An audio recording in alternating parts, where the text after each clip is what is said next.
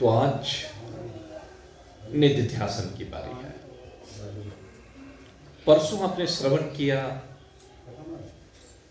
कल आपने मनन किया और आज निधिध्यासन की बारी है।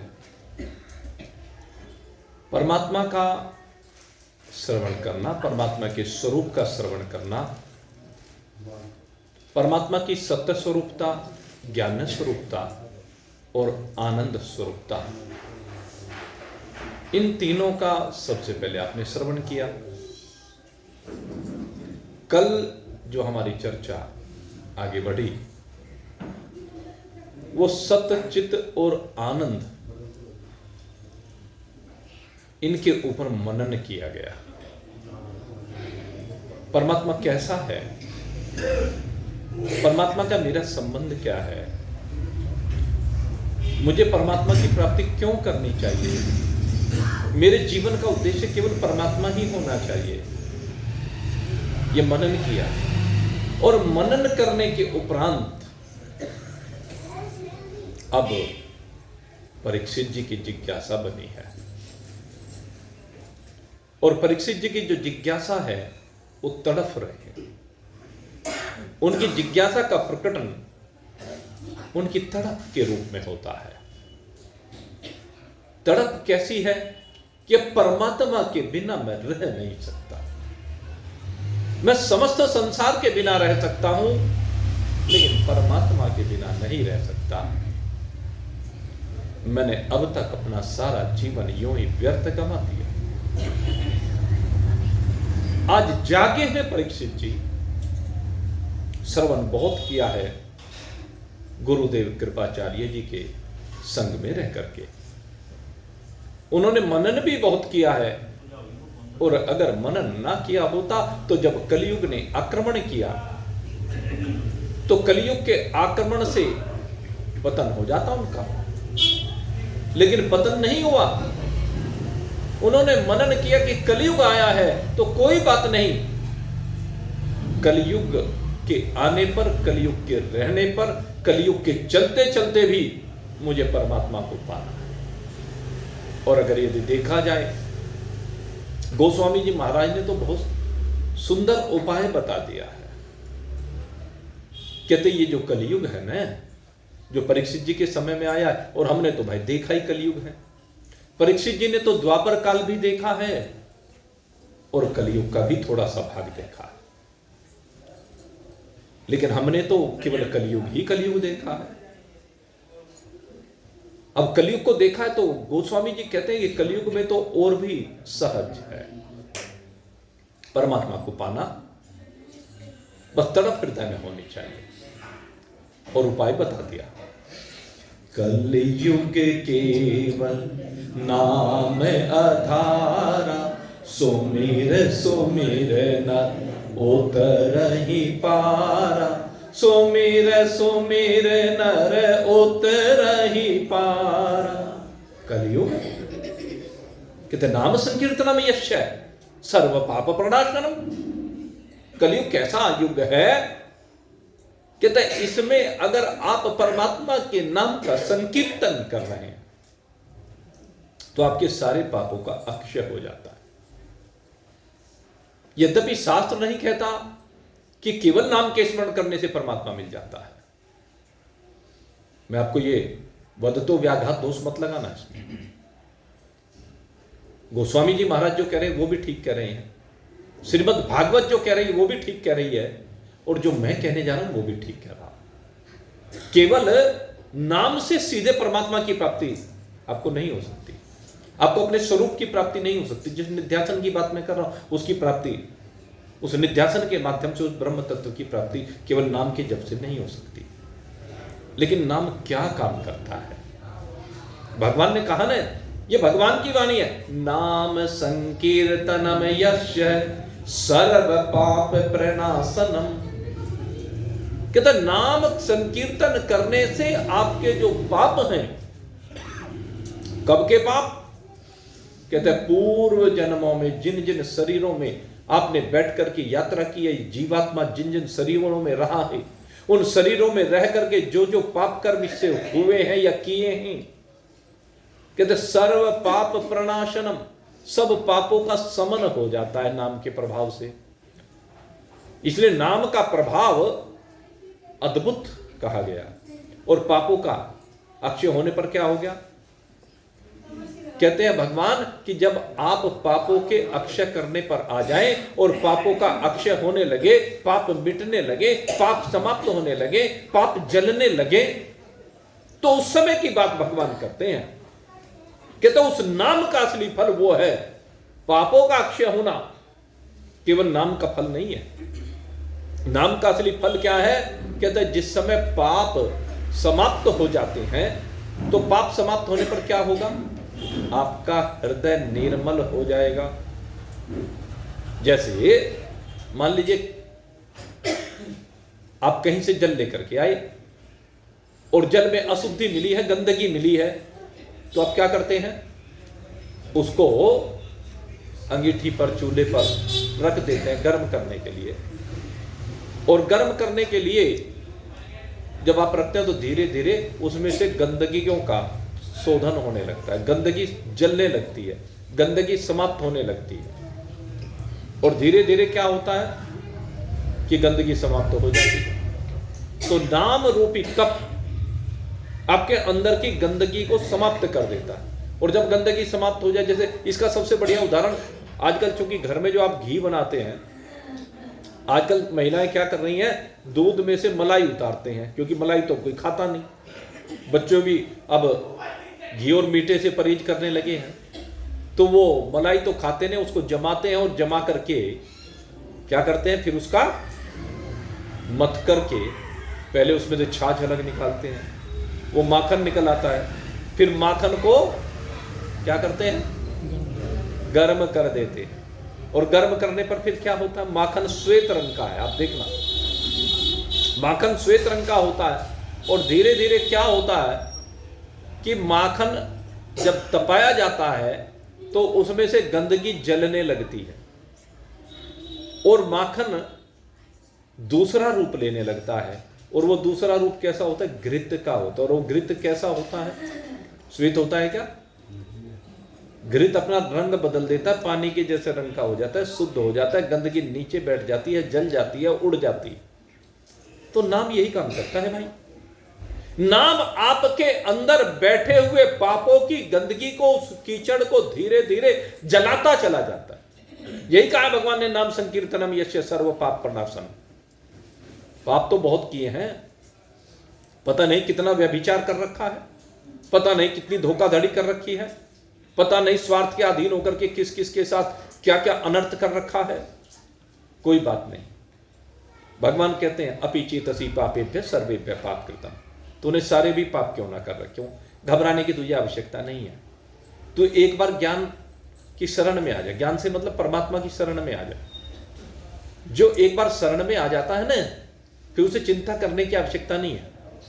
भगवान कहते हैं सर्व पाप प्रणाशनम, मैं तेरे सारे पापों का नाश कर दूंगा, कोई पाप छोड़ूंगा नहीं। भगवान ये कहते हैं। अब भगवान जो कह रहे हैं उसको मान लीजिए। इससे क्या होगा?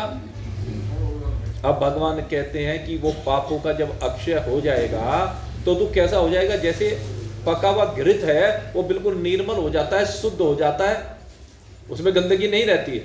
ऐसे ही इस जीवात्मा में से नाम के जाप से सारी गंदगी समाप्त हो जाती है। और गंदगी समाप्त होने पर क्या होगा?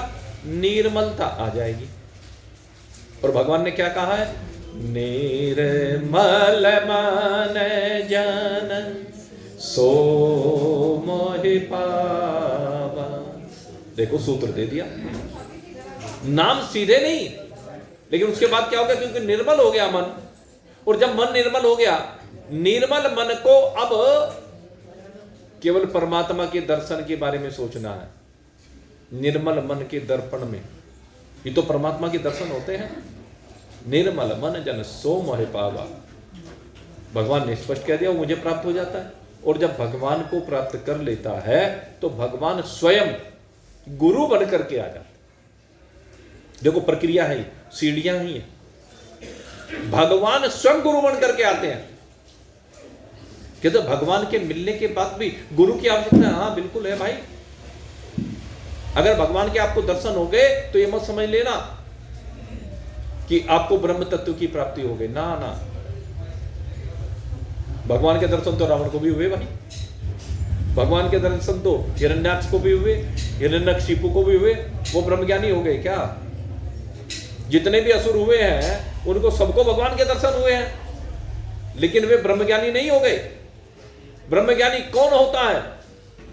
कहते हैं जो भगवान को गुरु रूप में मान करके, भगवान को गुरु रूप में देख करके भगवान से वो गुरु मंत्र प्राप्त करता है। और गुरु मंत्र जब भगवान देते हैं तो किसको देते हैं? कहते अर्जुन जैसा शिष्य हो तो उसको गुरु मंत्र देते हैं। यदु महाराज जैसा शिष्य हो तो भगवान अवधूत दत्तात्रेय उसको गुरु मंत्र देते हैं। माता देवहूति जैसी शिष्या हो, यद्यपि माता है ध्यान रखना, लेकिन मैं शिष्या कह रहा हूं क्योंकि जिस समय कपिल भगवान की शरण में आई तो शिष्य बन करके आई है। भले ही माता है शरीर से, इस बात का कोई महत्व नहीं है। अरे भगवान के तो सब बालक हैं भाई।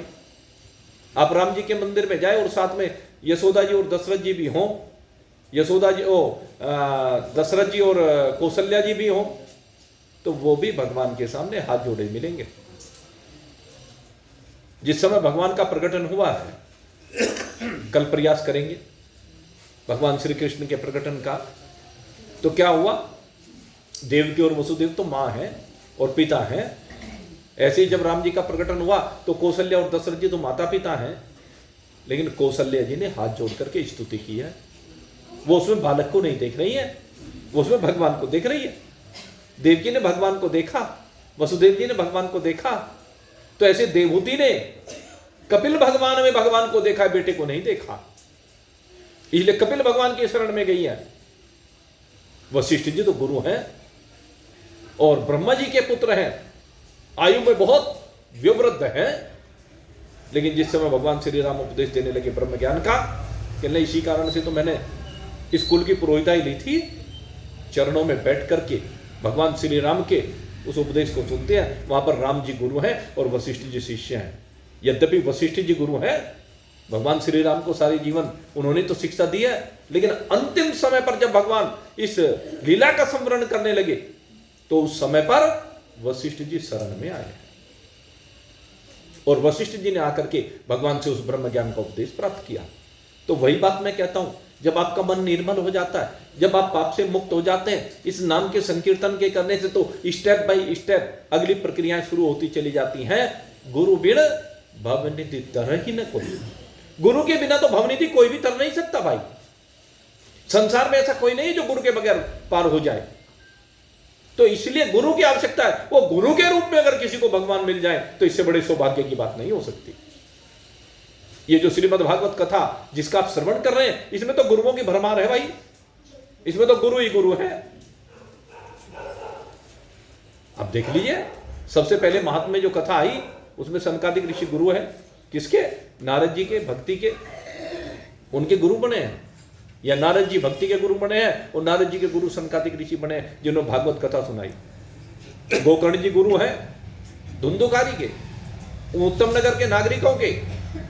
सूत जी गुरु हैं किसके? सोनक आदि ऋषियों के। और अब जो हमारी परंपरा आगे बढ़ने जा रही है इसमें भी गुरु ही है भाई। कौन? जिसकी चर्चा कल हमने प्रारंभ की थी, यहां भी गुरु की बात है। गुरु बिन भवनिधि तरहि न कोई, गुरु के बगैर भवनिधि नहीं तरी जा सकती। इसीलिए जब परीक्षित जी को साप हो गया, परीक्षित जी को साप हुआ तो परीक्षित जी विचार करने लगे। कल विचार किया उन्होंने, कहने लगा मेरे पास 7 दिन का समय। अच्छा, समय तो हमारे पास भी 7 ही दिन का है भाई, क्योंकि सप्ताह में 7 दिन होते हैं, सबके पास यही 7 दिन का समय होता है। इन 7 दिन में एक एक ग्रह जिसकी गति चल रही हो वो आते चले जाते हैं, फिर बदल जाते हैं 7 दिन के बाद। वैसे तो नवग्रह माने गए हैं, लेकिन दिनों के हिसाब से 7 ही चलते हैं भाई। सूर्य नारायण का दिन है, चंद्रमा का दिन है, भोमवार का दिन है, बुधवार का दिन है, बृहस्पतिवार का, शुक्राचार्य का दिन है, शनिवार का दिन है, रविवार का दिन है सूर्य नारायण, वहीं फिर चक्र शुरू हो गया, सूर्य नारायण से प्रारंभ होकर के सूर्य नारायण पर ही आ जाता है। तो ये सातों का चक्र चलता रहता, 7 ही दिन है, 7 ही दिन परीक्षित जी के पास है। अब हम विचार कर रहे हैं कि नहीं कर रहे हैं, लेकिन परीक्षित जी ने तो विचार कर लिया। परीक्षित जी कहते हैं कि 7 दिन तो बहुत होते हैं, 7 दिन की अवधि में मुझे तो अपने स्वरूप में विराजमान होना है। और आखिर में हुआ भी यही, वो अपने स्वरूप में विराजमान हुए, वो ब्रह्मीभूत हो गए। परीक्षित जी ब्रह्मीभूत हुए, लेकिन कब? जब जिज्ञासा हो, जब उनके मन में एक ही भाव बना, और उस भाव की सिद्धि के लिए कहते हैं सर्वस्व परित्याग किया। भगवान कहते हैं अगर यदि तू शांति चाहता है, सुख चाहता है, आनंद चाहता है, तो यही तो परमात्मा का स्वरूप है। परमात्मा का स्वरूप और कुछ नहीं है, यही है। परमात्मा सुख स्वरूप है, परमात्मा शांति प्रदाता है, परमात्मा में एक चैन मिलता है, परमात्मा में तेरे को आनंद मिलेगा। इसलिए तुझे परमात्मा के साथ मिलना होगा, परमात्मा के साथ एक रूपता करनी होगी। परमात्मा से भिन्न अन्यत्र ये चीजें कहीं है ही नहीं। अन्यत्र जो भी देखते हैं तो दुख ही दुख है, अशांति ही अशांति है, चिंता ही चिंता है, कलह ही कलह है। और कलह का अगर यदि परित्याग करना है, कलह से मुक्ति पानी है, तो क्या करना पड़ेगा? परीक्षित बनना पड़ेगा। आप लोग अगर यदि वास्तव में शांति चैन आनंद चाहते हैं तो आपको परीक्षित बनना पड़ेगा, और परीक्षित की तरह से करना पड़ेगा। हृदय में तड़प, किसी के छोटे से बच्चे को चोट लग जाए, मां को पता चले, तो मां सब कुछ छोड़ करके कैसे हाल में बैठी हुई है, उसे इस बात की चिंता नहीं होती तो उन्हें कैसे वस्त्र पहन रखे हैं, तो किस दशा में है, उसे कुछ दिखाई नहीं देता। किसी विवाह शादी में या कहीं भी यहाँ कथा में भी आना हो तो महिलाएं कैसे आती हैं, 1 घंटे पहले शुरू हो जाती हैं। लेकिन अगर उसका बच्चा जरा से भी उसे पता चला कि बच्चे को कोई दिक्कत हुई है, एकदम उठ के भाग लेगी, कुछ भी कर रही है। तो ऐसा ही भाव होना चाहिए भाई। परमात्मा से अगर यदि मिलने का भाव हो तो ऐसे उठ के भाग लीजिए। उसमें मत देखे ना कि मैंने कैसे कपड़े पहने हैं, मैंने खाना खाया है कि नहीं खाया है, मैंने बाल बाए हैं कि नहीं बाए हैं, मेरे साथ में कोई चल रहा है कि नहीं चल रहा है, लोग क्या कहेंगे। भाई लोगों का काम तो कहने का, कहने तो उनको जो कहना है सो कहने दो। आपको परीक्षित बनना है तो सर्वस्व परित्यागी होना। भगवान ने यही बात कही है, कहते जितना भी परिग्रह है उस सब का त्याग करो अगर शांति चाहते हो। त्यागात शांतिर अनंतरम, अनंत शांति आपको तभी प्राप्त हो सकती है। वो शांति जो एक बार आने के बाद फिर कभी जाए नहीं, वो कब प्राप्त हो सकती है? जब आप त्याग करना सीखेंगे। और त्याग किसका करना है? वासनाओं का त्याग करना है। ये वासनाएं हमें संसार की ओर लेकर के जाती हैं, और वासनाओं से विरहित होकर के हम परमात्मा की ओर जाते हैं। परीक्षित जी कहते हैं मुझे संसार नहीं चाहिए, संसार बहुत देख लिया, एक ही ठोकर मारी और सारा संसार छोड़ दिया, सब धन सम्मान पद प्रतिष्ठा, और चल देते हैं। भगवान का स्मरण करते हुए, भगवान से प्रार्थना करते हुए, रोते हुए जाते हैं परीक्षित जी। कहते प्रभु मेरे रुदन को आपको समाप्त करना होगा। हे प्रभु मैं चाहता हूं मेरा रुदन समाप्त हो जाए, मेरे जीवन भर की मेहनत जो भी मैंने संसार के लिए की है, मैं आज उसको तिलांजलि देता हूं। मुझे अब अपने लिए कुछ करना है, और ये स्वार्थ नहीं है, ये परमार्थ है। जब आप अपने लिए वास्तव में कुछ करने के लिए चलते हैं तो ये परमार्थ कहलाता है। स्वार्थ तो वो है जब आप सांसारिक भोगों को एकत्रित करने के लिए चलते हैं, वो स्वार्थ होता है। ये आवश्यकता होती है जो भी आप कहें, लेकिन परमार्थ तो वही होता है जब आप अपने लिए पाना चाहें। और क्या पाना चाहें? कहले संसार नहीं, संसाराधिपति को जाना चाहिए, ये होता है। तो हमें उसी को पाना है। परीक्षित के मन में तड़प बनी है, और परीक्षित जी तड़पते हुए चले हैं सुख तीर्थ की पुनीत पावन भूमि की ओर। वहां जाकर के देखा अनेक ऋषि मुनियों की कुटियां बनी हुई है, बड़े बड़े ऋषि मुनि वहां पर विराजमान है। उन सबको देख रहा है, और उन सब के पास जा जाकर के रुद्र कर रहा है, उनके चरणों में मस्तक नवा रहा है, उनके चरणों की धूलि अपने मस्तक पर लगा रहा है, उनके चरणों का चरणामृत लेकर के उनसे बारंबार प्रार्थना कर रहा है कि प्रभु मेरे ऊपर कृपा कीजिए, कृपा कीजिए। मेरे पास 7 दिन का समय, क्योंकि 7 दिन बाद तक्षक आएगा, वो मुझे डस लेगा, मार देगा, और मैं मरना नहीं चाहता हूं। कोई भी मरना चाहता नहीं है, इसलिए परीक्षित भी मरना नहीं चाहते हैं। वो कहते हैं मैं अमर होना चाहता हूं, मुझे मरना नहीं है, मुझे तो अमर होना है। और बारंबार जब इस प्रकार से परीक्षित जी ने प्रार्थना की है, वो सब ऋषि उनके लिए दुखी होते हैं। और ये बड़े भाग्यवान होते हैं वो लोग जिनके लिए कोई संत सोचता है, जिनके लिए कोई महान पुरुष चिंतन करता है, और मेरे मित्रों जिनके विषय में कोई गुरुदेव चिंतन करते हैं, बड़े भाग्यवान होते हैं वो लोग। अन्यथा किसको किसकी पड़ी है, सब अपने चक्कर में लगे हैं। लेकिन वहां पर जितने भी ऋषि मुनि हैं वे सब भी चिंतन कर रहे हैं कि कैसे 7 दिन में इस परीक्षित को परमात्मा की प्राप्ति हो, क्योंकि 7 दिन का समय बहुत ही अल्प दिखाई दे रहा है उनको। और कहने लगे हमारे अंदर इतनी शक्ति सामर्थ्य, बड़े तपस्वी ऋषि हैं, बड़े साधन किए हैं, बहुत कुछ उन्होंने किया है, लेकिन उस सब के बावजूद उनके अंदर इतनी सामर्थ्य नहीं है कि परीक्षित को 7 दिन में ब्रह्म तत्व का बोध कराए। परीक्षित को तो था तो ब्रह्म जिज्ञासा, ब्रह्म की जिज्ञासा हुई है। परीक्षित जानना चाहता है जन्मादस्य यत्, जिससे जन्म आदि हुए हैं, विश्वोत्पत्त्यादि हेतवे, जो विश्व आदि की उत्पत्ति का हेतु है, जो सृजन करता है, जो पालन करता है, जो संहार करता है, वो उस तत्व को पाना चाहता है। लेकिन बात बन नहीं रही, और आखिर में वो ऋषि भी परीक्षित के लिए पुकार करते हैं, प्रभु देखो तो सही कैसा अद्भुत पात्र आया है, कैसा अद्भुत जिज्ञासु आया है। अरे ऐसी जिज्ञासा हमारी नहीं थी, हम भले ही ब्रह्मज्ञानी हों, लेकिन हमारी जिज्ञासा भी इतनी प्रबल नहीं थी। ये तो इसका प्रवाह तो ऐसा है जैसे उद्गम के समय गंगा जी का प्रवाह होता है, बड़ा तीव्र प्रवाह है, और उस तीव्र प्रवाह में बड़ी बड़ी चट्टानें बह जाती हैं। आज इसके प्रेम के, इसके जिज्ञासा के प्रवाह में हम सब बहे जा रहे हैं। इसकी लगन को देखकर, इसके परिश्रम को देखकर, इसकी जिज्ञासा को देखकर, इसके भाव को देखकर, इसकी स्थिति को देखकर, इसकी तड़प को देख करके हम बहे जा रहे हैं। और सब ऋषि मिलकर के भगवान से प्रार्थना करते हैं, प्रभु इसके ऊपर कृपा करो। और भला ऋषियों की पुकार कभी ऐसा हो सकता है कि भगवान न सुने? विप्रधेन सुर संत हित लीन मनुज अवतार, कहते इन विप्रों के लिए, इन संतों के लिए, इन गैयों के लिए, इन देवताओं के लिए तो भगवान यहां पर अवतरित होते हैं।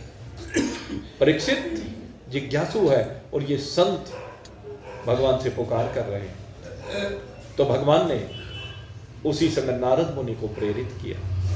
कहते हैं मेरे से इस परीक्षित की तरफ देखा नहीं जा रही है, इसका रुदन देखा नहीं जा रहा है, ये आगे बढ़ता जा रहा है। परीक्षित बड़ी आशा लेकर के ऊपर निहार रहा है, भगवान को देखना चाहता है, प्रार्थना चाहता है बारंबार। और इतने में नारद जी ने जाकर के प्रेरित किया है, जो अपनी स्वरूप स्थिति में विराजमान है, श्री सुखदेव जी। अपनी मस्ती में मस्त है श्री सुखदेव जी। देखो ये जो श्रीमद् भागवत है ना, ये परमहंसों की कथा, और इसको कहने वाला भी परमहंस है। यद्यपि सुनने वाला भी परमहंस नहीं है, सुनने वाला परमहंस स्थिति में विराजमान होना चाहता है, लेकिन कहने वाला परमहंस है। इसमें सारे परमहंसों की कथा आती है। ऋषभ देव जी की जो कथा आती है वो परमहंस है।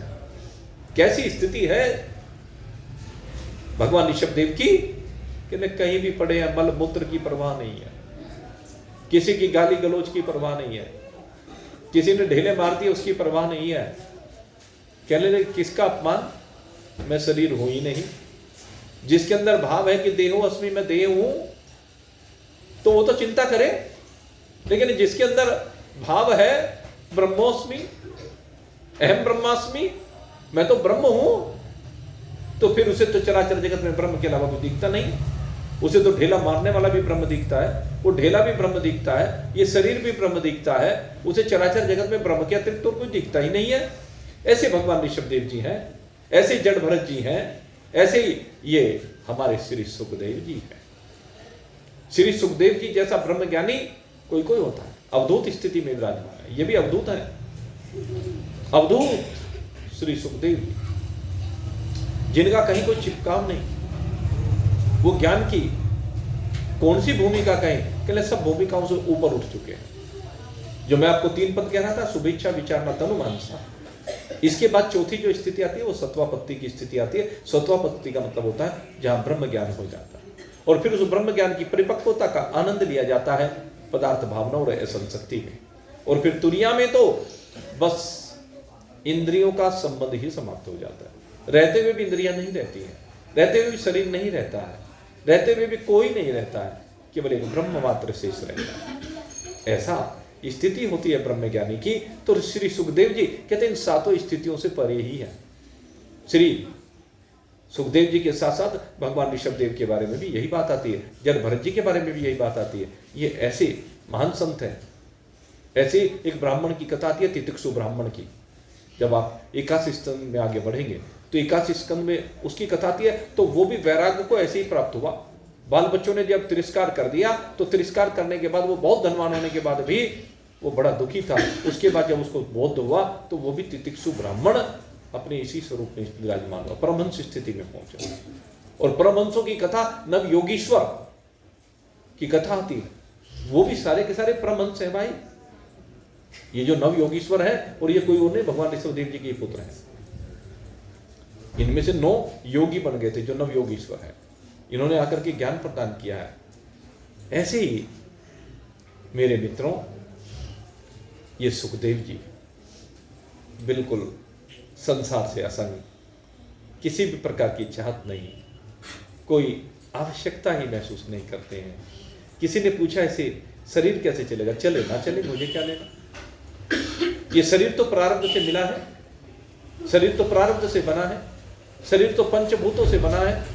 पंचभूतों की पूर्ति अपना करे तो ठीक, ना करे तो ठीक, रहे तब ठीक, ना रहे तब ठीक, मुझे क्या लेना देना। और फिर अगर लौकिक रूप से देखो तो शरीर को क्या चाहिए? कहते हैं शरीर को आकाश तत्व चाहिए, और आकाश तो व्यापक तत्व। आकाश जहां भी रहेंगे, शरीर कहीं भी रहे, आकाश वहीं पर मिलेगा। कहना शरीर को जीवित रहने के लिए क्या चाहिए? वायु। कहना भगवान ने वायु का प्रवाह करने की जिम्मेदारी कौन देव को दे रखी है? वो संजीवनी शक्ति का प्रवाह करते रहते हैं। जब तक उसके जी में आए सो करे, जब ना जी में आए तो छोड़ दे, क्या फर्क पड़ता है। कहते अग्नि तत्व सूर्य नारायण रोज सबको अग्नि तत्व प्रदान कर रहे हैं। वो अग्नि प्रदान करे, इस शरीर को ऊर्जा मिले या ना मिले, मेरे ऊपर क्या फर्क पड़ता है। जल तत्व, कहने नदियों में इतना जल बह रहा है, जल की कमी है क्या? नदियों से पानी ले ले है? और फिर कहते हैं इसको चाहिए पृथ्वी तत्व। पृथ्वी तत्व किस रूप में चाहिए? अन्न के रूप में चाहिए, कंदमूल फल के रूप में चाहिए। कहते हैं इस धरती पर वो है ही क्या? इसकी आवश्यकताओं की पूर्ति सब यहीं से हो रही है। पंचभूतों की पूर्ति पंचभूतों से हो रही है। पंचभूतों में ही बारंबार व्यवहार कर रहे हैं, उनमें व्रत रहे हैं। प्रकृति में व्रत रही है, गुणों में व्रत रहे हैं, भूतों में व्रत रहे हैं, जीवों में व्रत रहे हैं। और मैं इन सबसे विलग हूं। ऐसे सुखदेव जी कहले खाने के लिए नहीं चाहिए, पीने के लिए नहीं चाहिए, सोने के लिए नहीं चाहिए। धरती का बिस्तर है, आकाश की चादर है, बाहों का तकिया है। वो कहते हैं वो ये जो शरीर मिला है ना, ये शरीर कहते हैं जो 5 इंद्रियां हैं, ज्ञानेंद्रियां, इनसे ज्ञान प्राप्त कीजिए। कैसा?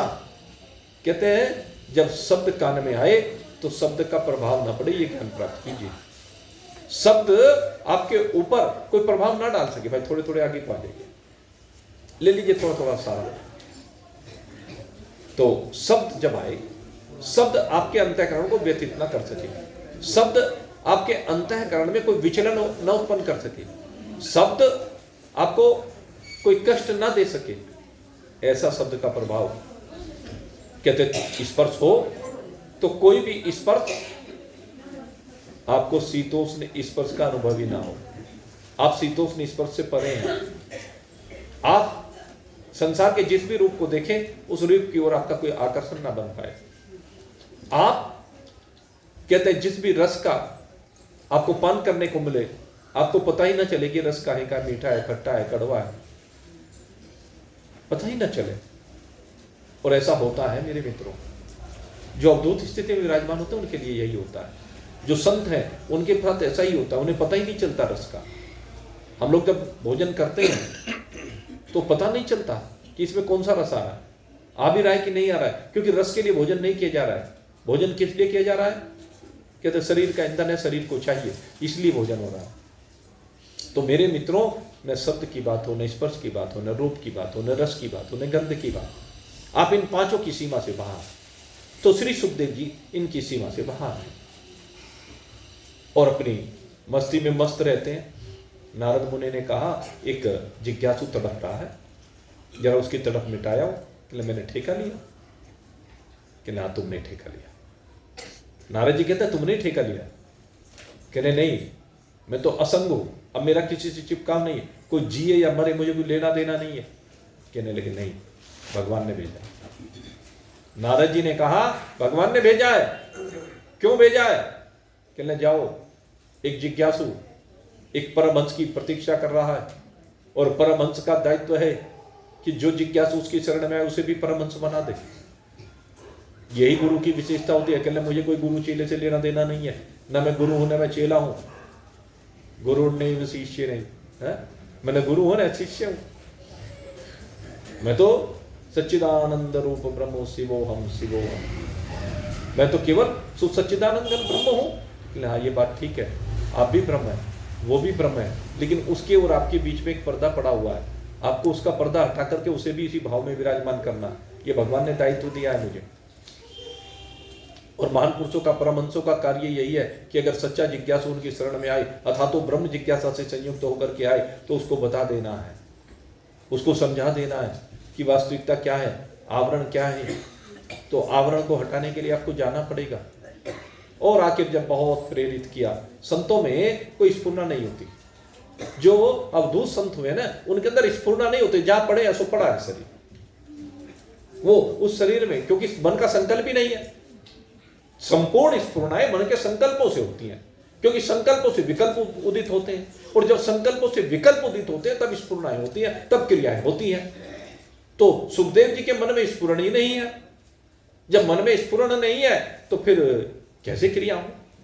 तो यहां स्फुरना पैदा की गई। जैसे शांत तालाब हो तो शांत तालाब बिल्कुल शांत होता है, जल बिल्कुल स्थिर होता है। तो लेकिन एक ढेला कर यदि उसमें फेंक दिया जाए तो उसमें विचलन हो जाता है, कंपन हो जाता है, लहरें उठ जाती हैं। तो ठीक इसी प्रकार से अगर कोई जिज्ञासु है तो जिज्ञासु को महान पुरुषों में स्फुरना पैदा करनी होती है। एक ढेला फेंकना होता है और ढेला फेंकने पर ही बात बनती है। जैसे आपने रामचरितमानस की कथा सुनी होगी। रामचरितमानस में वो प्रकरण आता है भारद्वाज जी का और याज्ञवल्क्य जी का। वहां पर मकर स्नान के लिए आए, तो मकर स्नान करने के बाद जब याज्ञवल्क्य जी जाने लगे तो भारद्वाज जी ने कहा मैं भाई अब तक तो सेवा में लगा रहा, अब सब चले गए, अब विश्राम मुझे भी मिल रहा है और मैं चाहता हूं कि आप मुझे राम जी के बारे में बताएं। अब भारद्वाज जी क्या राम जी के बारे में नहीं जानते हैं? याज्ञवल्क्य जी तो कभी राम जी से मिले भी नहीं, और भारद्वाज जी सबसे पहले मिले वनवास में। जब भगवान का वनवास प्रारंभ हुआ, गंगा जी पार की, तो सबसे पहले भारद्वाज जी के आश्रम पर ही गए भगवान। तो भारद्वाज जी तो मिले हुए भगवान से। भारद्वाज जी तो भगवान के तत्व को, महिमा को जानते हैं। वहां पर जो वर्णन आता है उसमें बिल्कुल स्पष्ट है। लेकिन वही भारद्वाज जी आज याज्ञवल्क्य जी के चरणों में नमस्कार करते हैं, प्रणाम करते हैं, चरण स्पर्श करते हैं। याज्ञवल्क्य मुनि परम विवेकी, परम, और भारद्वाज राखे पद टेकी, उनके चरणों में पद अपने अपने मस्तक को टिका देते हैं। उनके चरणों में जब मस्तक झुकाया, कहने मैं राम तत्व को जानना चाहता हूं, राम कौन है। तो क्या भारद्वाज जी राम जी को नहीं जानते? जानते थे, लेकिन उनकी इच्छा ये थी कि इस बहाने से सत्संग हो और यहाँ मेरे गुरुकुल में जितने भी शिष्य रहते हैं वो इन याज्ञवल्क्य जी के शरण में आकर के राम तत्व को जान जाए, राम के महत्व को जान जाए, राम कौन है ये जान जाए, घट में वास करने वाले राम को जान जाए।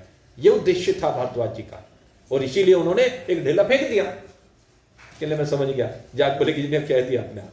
कहले मैं समझ गया, तुम जानते तो सब कुछ हो, लेकिन लोक कल्याण के लिए पूछना चाहते हो। तो महान पुरुषों ने इसीलिए शरीर को धारण किया है। चीड़ी चोंच भर ले गई, नदी न घटियो नीर।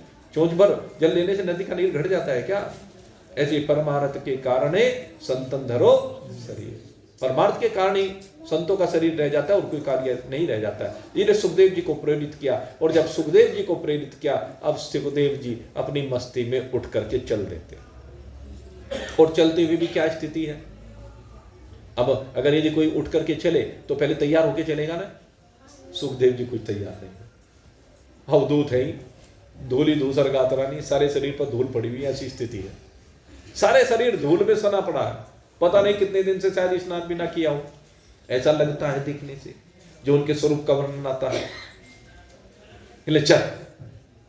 चलते नारद के साथ, सारे शरीर पर धूल सनी हुई है और सारे बाल बिखरे पड़े हैं। देखने से अगर यदि ऊपर से कोई देखे लौकिक भाव से तो यही कहेगा कि ये तो कोई पागल है। जैसे पहले मोहल्लों में घुमा फिरते थे, सड़कों पर घूमते फिरते थे पागल से, उनके बाल बिखरे होते, वस्त्र फटे पुराने हुआ करते या नहीं हुआ करते थे, नग्न दिगंबर वेश। अब सुखदेव जी तो दिगंबर ही है, हाथ में कुछ नहीं, गले में कुछ नहीं, मस्तक पे कुछ नहीं, न माथे पे टीका है, न गले में माला है, न हाथ में कमंडलू है, न कोपीन है, कोपीन तक भी नहीं है। यद्यपि जब उनका चित्र देखते हैं तो उसमें कोपीन के जिक्र आता है, लेकिन वैसे कहीं कोपीन का भी जिक्र नहीं आता, क्योंकि अवधूत है, दिगंबर है। उनसे पूछा तुम वस्त्र क्यों नहीं पहनते हो? कहले सारी जो दिशाएं है मेरा वस्त्र ही तो है, और वस्त्र के ऊपर मैं क्या वस्त्र पहनूं? कहले जीवात्मा ने सूक्ष्म शरीर, स्थूल शरीर और कारण शरीर का वस्त्र ही तो पहना हुआ है, ये सारा वस्त्र ही है। और जब ये समझाया तो खैर जिज्ञासु समझ लेते हैं, और इसी बात को समझाने के लिए तो जा रहे हैं। वो उस तरह के नहीं है कि दूसरे के लिए कुछ कहें और अपने लिए दूसरा नियम लागू हो। जो दूसरे के लिए कहते हैं वही अपने ऊपर लागू करते हैं। ये सुखदेव जी की विशेषता, ये महान पुरुषों की विशेषता होती है। इसलिए इधर मस्ती में मस्त चल देते हैं, यूं ही अलसाते हुए से चले जा रहे हैं। पीछे पीछे बच्चों ने देखा, गांव से गुजरे महिलाओं ने देखा, अरे पागल आ गया, पागल आ गया, भगाओ इसको गांव में से। डंडा लेके चले, कोई ढेले लेके चले, कोई कहने इसके ऊपर कीचड़ डाल दो। बेवकूफ कहीं का, नालायक कहीं का, मूर्ख कहीं का, इसे पता नहीं समाज में आने की रीति क्या है। लोग तो संतों के ऊपर जो दिगंबर होते हैं उनको ऊपर यही कहते हैं, एक बार कोई आज छोटे से बच्चे को भी जरा एक बार निकाल के तो दिखा दो कोई। पहले तो हमारे जमाने में तो भाई यूं ही 10-12 साल के बच्चे जब तक थे तब तक यूं ही नंग धड़ंग भागे फिरा करते थे, लेकिन आज तो आप एक 4 साल के बच्चे को घर से बाहर निकाल के दिखा दो, हम नहीं है। तो जो सुखदेव जी की स्थिति है उसको देख करके सब पागल पागल सब पीछे पीछे और चल दिए पीछे पीछे। हमने देखा कि वो हुआ करता था, गूंगा पहाड़ी कहा करते थे उसको, बड़ा प्रसिद्ध था, हमने देखा भाई। जब यहाँ हमारे यहाँ मंडी हुआ करती थी, वो ये बेचारा अपना घूमता रहता था, तो ऐसा ही था, लोग उसको कुछ वो भी पत्थर उठा के मारता, तो इस तरह का भाव था। लेकिन सुखदेव जी बड़े शांत थे और चल दिए अपनी मस्ती में मस्त। श्री सुखदेव जी चले जा रहे हैं, उन सब में भी, उन ढेले फेंकने वालों में, उन कीचड़ फेंकने वालों में, उन गाली देने वालों में भी, उनमें भी अपने स्वरूप का अवलोकन कर रहे हैं। उनको ब्रह्म के अलावा कुछ दिखाई नहीं दे रहा है, अपनी मस्ती में मस्त जैसे जैसे आगे बढ़ते जा रहे हैं। भूदेवी भी कहती है कि आज मैं धन्य हो रही हूँ, इनके चरण रज मुझे मिल रहे हैं, इन मेरे वक्ष स्थल पर इनके चरण रज की छाप पड़ती जा रही है। क्या अद्भुत दृश्य है। भूदेवी आह्लादित है, उनके चरणों के स्पर्श को अनुभूत करके आनंदित हो रही है। और जब परीक्षित जी, उनको भी शुभ शकुन होने प्रारंभ हुए, मंगल शकुन होने प्रारंभ हुए। सुखदेव जी जैसे जैसे आगे बढ़ते जा रहे हैं, परीक्षित जी को लग रहा है एक हवा का झोंका आ रहा है। वो हवा का झोंका उनको शांति दे रहा है, चैन दे रहा है, आनंद दे रहा है। उनको ऐसा अनुभव होने लगा कि हाँ, कोई ना कोई आ रहा है, एक सुखद अनुभूति होने वाली है। इसलिए परीक्षित जी अब जरा सा जो नीचे सुदबुद खो करके लेटे हुए थे, भूदेवी ने उनको प्रेरित किया है, आंखें ऊपर उठा करके देखने लगे और देखे जा रहे हैं, देखे जा रहे हैं। इतने में क्या देखते हैं, सामने से श्री सुखदेव जी जैसे आते हुए देखे, वे सारे ऋषि मुनियों ने देखे, अरे भगवान सुखदेव जी आए हैं, भगवान का रूप माना है सुखदेव जी को, भगवान वेदव्यास जी के पुत्र हैं। तो उनको देखते ही सारे ऋषि मुनि आगे दौड़ दौड़ करके साष्टांग प्रणाम करने लगे। जो उम्र में उनसे बहुत बड़े बड़े थे, लेकिन वो सब भी श्री सुखदेव जी को प्रणाम करते हैं। वहां ऐसे महानतम गुरु हैं, क्योंकि गुरुओं के भी गुरु हैं, ऐसे अद्भुत गुरु श्री सुखदेव जी हैं। उनके चरणों में साष्टांग प्रणाम हुआ, सबने अपने अपने नाम गोत्र बोले हैं और उनका प्रणाम स्वीकार किया है सुखदेव जी ने। और उसके बाद आगे बढ़े और जैसे ही वो संत महात्मा एक और हुए, सामने सुखदेव जी है और इधर परीक्षित जी हैं। परीक्षित जी ने देखा सुखदेव जी को एक आशा भरी नजरों से देख रहे हैं और उनको देखते ही उनके मन में भाव आया है कि हाँ, यही है मेरे गुरुदेव, यही है मेरे गुरुदेव। जरूर भगवान ने इनको मेरे लिए पठाया है, भगवान ने इनको मेरे लिए भेजा है। इसलिए परीक्षित जी उठे और दौड़ करके श्री सुखदेव जी के चरणों में साष्टांग प्रणाम करते हैं, लेट जाते हैं, उनके चरणों को पकड़ लेते हैं और पकड़ करके प्रार्थना करते हैं, गुरुदेव दया कर दो मुझे अपनी शरण में रहने दो। गुरुदेव दया कर दो मुझ पर, मुझे अपनी शरण में रहने दो। तेरी शरण में जो कोई आया पार हुआ बस एक ही पल में। तेरी शरण में जो कोई आया पार हुआ बस एक ही पल में। इस दर पे हम भी आए हैं, इस दर पे हम भी आए हैं, इस दर पे गुजारा करने दो। गुरुदेव दया कर दो मुझ पर, मुझे अपनी शरण में रहने दो। गुरुदेव दया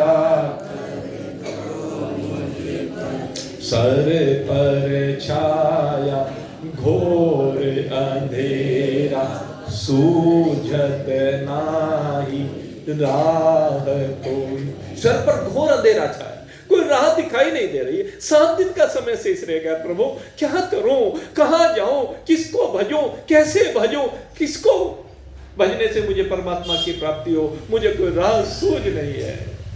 हे प्रभु आप राह दिखा दीजिए। हे प्रभु मैं आपकी शरण में आया हूं, मुझे शरणागत वत्सल आप हैं, मेरे ऊपर कृपा कीजिए शरण में आए हुए के ऊपर। सर पर छाया घोर अंधेरा, सूझत नाही राह कोई। ये नैन मेरे और जोत तेरी। इसी के लिए कथा हो रही है भाई। मैंने कल भी आपसे कहा, परसों भी इस बार की जो कथा हो रही है वो अंधकार से प्रकाश में आने के लिए हो रही है। क्या कहा?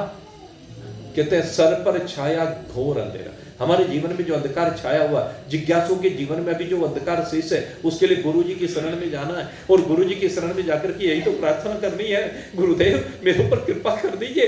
ये नैन मेरे हैं लेकिन इनमें ज्योति तो आप ही देखें ना, आप ही से मुझे ज्योति चाहिए। परीक्षित जी ज्योति मांग रहे हैं। ये नैन मेरे और ज्योत तेरी, इन नैनों को बहने दो। गुरुदेव दया कर दो मुझ पर, मुझे अपनी शरण में रहने दो। गुरुदेव गुरुदेव दया कीजिए, मुझे शरण में ले लीजिए प्रभु। मैं तो आपकी शरण में आ गया हूँ। हे गुरुदेव अब बस आप जाने, मैंने तो नैनों में ज्योति प्राप्त करनी है। मैं तो अंधा हूँ प्रभु, इस अंधे को आपको मार्गदर्शन देना है, इसको राह दिखानी है। प्रभु मैंने तो सौंप दिया, अब सौंप दिया इस जीवन का सब भार तुम्हारे हाथों। अब मैंने तो अपना सारा भार आपको सौंप दिया है, अब आपकी इच्छा है, अब जो चाहे सो करे। हे गुरुदेव अब भगवान ने जैसे कहा है, सर्वधर्मान परित्यज्य माम एकम शरणं व्रज है, केवल एक अकेले मेरी शरण को ग्रहण कर दो। प्रभु मैंने तो आपकी शरण को ग्रहण कर लिया, मुझे जगत में और कोई दूसरा दिखाई नहीं देता है। अब आपकी इच्छा है, चाहे डूबो दो चाहे तैरा दो, मर भी गए तो देंगे दुआएं। चाहे डूबो दो चाहे तैरा दो, मर भी गए तो देंगे दुआएं। ये नाव मेरी अब हाथ तेरे, ये नाव मेरी अब हाथ तेरे, मुझे भव सागर से तरने दो, गुरुदेव दया कर दो मुझ पर, मुझे अपनी शरण में। हे गुरुदेव, बस आपकी शरण में आ गया हूँ, अब जैसे आपकी इच्छा हो सो कीजिए। हे गुरुदेव, आपके चरणों में कोटि से नमन है। हे गुरुदेव, कृपा कीजिए, दया कीजिए। और जब इस प्रकार से रुद्र करते हुए परीक्षित जी को सुखदेव जी ने देखा, अब सुखदेव जी से भी रहा नहीं गया। वो सुखदेव जी जो भावनाहीन है, जिनके अंदर कोई संकल्प का स्फुरण ही नहीं है, जिनके अंदर कोई भाव नहीं, लेकिन आज ये परीक्षित है, ये परीक्षित की तड़प है, ये परीक्षित का द्रवित हृदय है, ये परीक्षित का समर्पण है कि आज वो करुणा का भाव, वो दया का भाव, वो कृपा का भाव आज सुखदेव जी में स्फुरित कर देते हैं। और ये भाव जैसे स्फुरित हुआ है, श्री सुखदेव जी आगे बढ़े, परीक्षित चरणों में पड़े हुए हैं, सुखदेव जी खड़े हुए हैं। सुखदेव जी आज नीचे झुके और नीचे झुक करके अपने दोनों कर कमलों को आगे बढ़ाया और आगे बढ़ा करके इन कर कमलों से आज परीक्षित को उठाया है और उठा करके आज उसका अवलोकन किया है और भुजाओं को फैला दिया है और वो भुजाओं में परीक्षित समाता चला गया है। और जैसे ही परीक्षित सुखदेव जी की भुजाओं में समाया है, उनके आगोश में समाया है, एक ब्रह्महंस के हृदय के साथ एक जिज्ञासु के हृदय का मिलन हुआ है। और जैसे ही हृदय से हृदय का मिलन हुआ है, सुखदेव जी के हृदय से ब्रह्म ज्ञान की अद्भुत अमृत गंगा का प्रवाह हुआ है और वो अमृत परीक्षित के हृदय में प्रवाहित होकर के रोम रोम को पुलकित कर रहा है, रोम रोम परीक्षित का लादित हो उठा है। ये है सदगुरु के स्पर्श का प्रभाव। अभी उपदेश देने की आवश्यकता भी नहीं पड़ी, अभी तो उपदेश से पहले ही उसे ब्रह्मीभूत स्थिति में विराजमान कर दिया है। परीक्षित को काटो तो खून नहीं, ऐसी स्थिति हो गई, स्थिर हो गया, अचल हो गया है। ये है मेरे मित्रों गुरुदेव की कृपा। क्यों चिंता करता है बेटा? समय है ना, हाँ 7 दिन। कि तब 7 दिन की आवश्यकता रह गई क्या? अरे जब दिल से दिल मिल गए तो 7 सेकंड की भी बात नहीं रही। समझा दिया श्री सुखदेव जी ने। और अब सामने परीक्षित जी बैठे हैं, सुखदेव जी के अनशन व्रत लिया है, अन्न का परित्याग किया। अब कोई कामना नहीं, अब तो केवल उस आनंद में डूबे रहने की इच्छा है। जो आनंद सुखदेव जी ने मिलते ही दे दिया है और उस आनंद का प्रवाह अब शब्दों के माध्यम से, वाणी के माध्यम से प्रवाहित वो दिव्य तत्व किस प्रकार से जन्मादस्य यत्, उस सच्चिद आनंद परमात्मा से किस प्रकार से जगत का सृजन होता है, किस प्रकार से फिर जगत का भगवान पालन कर रहे हैं, वो विराट स्वरूप समझाया है। किस प्रकार से परमात्मा की शक्ति प्रकृति से त्रिगुणात्मक होकर के पहले ईश्वर का, फिर जीव का और फिर जगत का प्रादुर्भाव किस प्रकार से होता है, वो सारा रहस्य एक एक करके श्री सुखदेव जी ने परीक्षित जी को स्पष्ट किया। और कहते हैं इस रस में, इस तत्व को पाने के लिए, इसमें डूबने के लिए, इसमें विराजित होने के लिए कहते हैं भगवान की महिमा का गुणानुवाद सुनना जरूरी है। भगवान के जो 24 अवतार हुए हैं, उन 24 अवतारों की कथा का श्रवण करना जरूरी है। और उनमें जिस जिस भक्त के ऊपर जैसे जैसे कृपा की है, वो कृपा अनुभूत करने की आवश्यकता है। और उस कृपा को कौन अनुभूत कर सकता है? कि तेरे जैसा जिज्ञासु, हे परीक्षित तेरे जैसा जिज्ञासु। वो चरित्र चाहे अवधूत दत्तात्रेय जी का हो, चाहे ऋषभदेव जी का हो, चाहे कपिल भगवान का हो, चाहे वामन भगवान का हो, वराह भगवान का हो, नरसिंह भगवान का हो, भगवान के 24 जो अवतार हुए हैं, उन 24 के 24 अवतारों में जो जो भी चरित्र भगवान ने किए हैं, तुझे गोहू भी बनना पड़ेगा, वो जो केवट है वो भी बनना पड़ेगा, तुझे विदुरानी का प्रेम भी अपने अंदर लाना होगा, तुझे सबरी भी बनना पड़ेगा, तुझे सुदामा भी बनना पड़ेगा।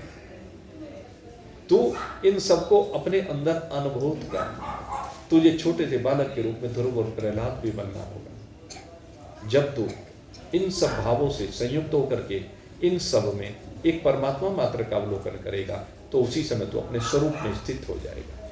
ये भागवत अपने स्वरूप में विद्यमान करने की विधा है। ये भागवत अपने स्वरूप में टिकाने का ज्ञान है। ये भागवत अपने आप में राम को रमाने का ग्रंथ है। इसे रमाइए, और जो इसको रमा लेता है, जिसमें रम जाता है, दोनों ही बात है, हृदय में रमा लीजिए, इसमें रम जाइए, तो सब कुछ उसका अपना हो जाता है और सब कृपाएं उस पर हो जाती हैं। लेकिन सबसे पहले अपनी निज कृपा आपको करनी होती है। हम तो आपको प्रेरित करने के लिए आते हैं, हम तो आपको जगाने के लिए आते हैं। आपने देखा होगा हमें किस्से, कहानी, भजन, इस तरह की चीज़ों में उलझाव में नहीं भी। यद्यपि ये सब चीज़ें उद्धार के लिए हैं, कल्याण के लिए हैं, लेकिन हमारा जो भाव है, सबके अपने अपने स्तर होते हैं, और हम तो केवल एक ही स्तर की कथा करते हैं, और वो स्तर है आपके और परमात्मा के बीच की दूरी कैसे मिटे। वही आपको बताते हैं और बताते रहेंगे भाई। जब तक ईश्वर की इच्छा होगी तब तक बताते रहेंगे। अपने दिल की अभिलाषा यही है कि ये बता करके आप सबके अंदर उसी तत्व की अनुभूति आपको सहज रूप में हो जाए, और फिर चराचर जगत में एक ब्रह्म के अतिरिक्त आपको कुछ भी दिखाई न दे। और हम देख रहे हैं इसका प्रभाव भी होता है। इसका प्रभाव हम सत्संगियों में देखते हैं।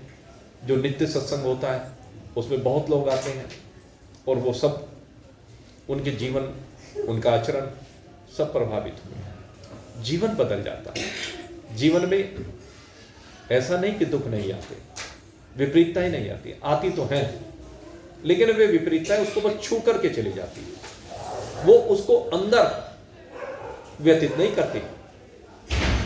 और जो जिसको व्यतीत नहीं करती, यमहीनो व्यत्यंते ये पुरुषम पुरुषम, भगवान ने कहा वो सिंह होता है। सम दुखम सुखम धीरम सो अमृत तत्वाय कल्पते, वही अमृत तत्व की प्राप्ति करता है वो धीर।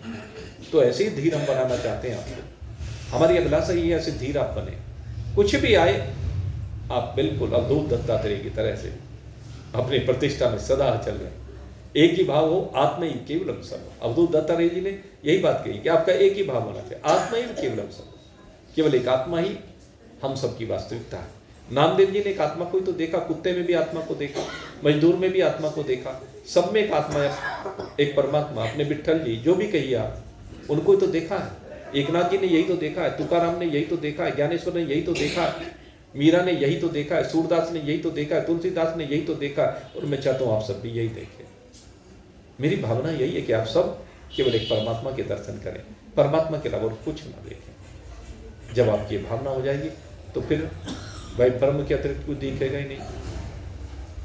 आप इसी भाव में विराजमान हो, यही प्रयास कर रहे हैं, और उस प्रयास को हमने देखा है। धीरे धीरे प्रयास सार्थक होते जा रहे हैं, और सार्थक होते प्रयास में हमारे साथ में हमारा ये बालक शुरू से हमारे साथ जुड़ा हुआ है। शुरू से इसके पिताजी ने हमें आगे बढ़ाया। हम तो सीधी सी बात कहते हैं, ये बालक, इसके पिताजी हमारे मित्र हुआ करते थे। पहले हमने मंदिर का निर्माण किया तो उसके माध्यम से बढ़े, और शामली में सबसे पहली भागवत कथा उन्होंने ही कराई। उसी मंदिर में, जो पेट्रोल पंप वाला मंदिर है, इसमें सबसे पहली भागवत हमारे से उन्होंने ही कराई। अन्यत्र तो की थी, लेकिन शामली में सबसे पहली भागवत वहीं पर की थी, जो मंदिर ये पेट्रोल पंप वाली गली में बनवाया गया था। इसी में हम दोनों साथ जुड़े थे। जुड़ करके पहले मंदिर का निर्माण हुआ, फिर भागवत कथा हुई, और अब धीरे धीरे, तब से छोटे छोटे बालक थे भाई, तब हमने तो बाल रूप इनका देखा, और उसके बाद धीरे धीरे इनकी जिज्ञासा को देखा, इनकी तपस्या को देखा, इनके पिताजी की तपस्या बहुत थी, और इनकी माता, भाई उनकी तो मैं किन शब्दों में प्रशंसा करूं, वो वास्तव में एक तपस्विनी नारी है, और उन्हीं के तप का प्रभाव मैं कह सकता हूं वास्तव में वो तो भाई देवहूति की तरह ही है, और देवहूति की तरह उस ज्ञान को पीकर के शांत भाव से सदा रही है और रह रही है। इनके पिताजी के जाने के बाद भी आज भी यही स्थिति है, आज भी वो बहुत सादगी का जीवन जीती है, शांत भाव से जीवन को जी रही हैं। तो उनका आशीर्वाद है, उनकी कृपा है। धीरे धीरे इस बालक ने आगे अपने पग बढ़ाए हैं, और हमें खुशी होती है कि अब बहुत अच्छी स्थिति में मैं चाहता हूँ विराजित हूँ, उस स्थिति में विराजित हूँ जिस स्थिति में अभी मैं सुखदेव जी की चर्चा कर रहा था। सुखदेव जी वाली स्थिति बने, भावना तो यही है। आगे इनकी मेहनत, इनका प्रयास और भगवान की कृपा, हमारा आशीर्वाद तो सदा ही है भाई।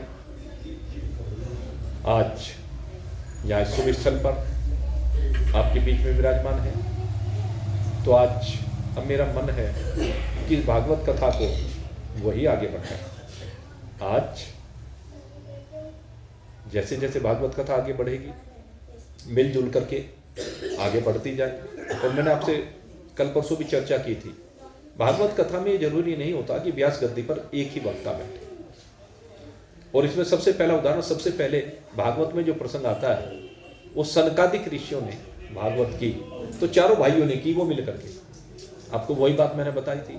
तो ऐसा कहीं विधान नहीं है। वो अलग बात है कि आगे परंपरा चल गई कि एक ही वक्ता होना चाहिए, जबकि ऐसा नहीं है कि एक वक्ता हो। एक ही व्यासपीठ पर कई लोग भी बैठ सकते हैं, लेकिन उनमें योग्यता हो, पात्रता हो, और वो संशयों का निवारण करने में समर्थ है। तो इसलिए इसमें कोई दोष नहीं है, इस बात को अपने मन से निकाल दें। सबसे बड़ी बात, दोष तो वहां है जब हमारी दृष्टि नकारात्मक होती है। जब सकारात्मक दृष्टि रहेगी तो संसार में कहीं दोष दिखाई नहीं देगा। इसलिए दृष्टि को सकारात्मक बना करके हमें महान पुरुषों से जो ज्ञान मिलता है ना, उसे हृदयंगम करना चाहिए। और जब आप हृदयंगम करेंगे ना, तो परमात्मा का प्रकटन अपने आप हो जाएगा। तो आइए, और अधिक भूमिका न बनाते हुए मैं अपने इस बालक चंचल शर्मा, इसको आपको सामने आगे की भागवत के विषय को बढ़ाने के लिए निमंत्रित कर रहा हूँ। वीरेंद्र जी कहाँ हैं? पीछे हैं क्या नरेंद्र जी? कोई बात नहीं, एक बार पहले तिलक कीजिए पंडित जी का। आप कर दीजिए नरेंद्र जी, कोई बात नहीं, वो पीछे, उनको समय लगेगा आगे। बोलिए सच्चिदानंद भगवान की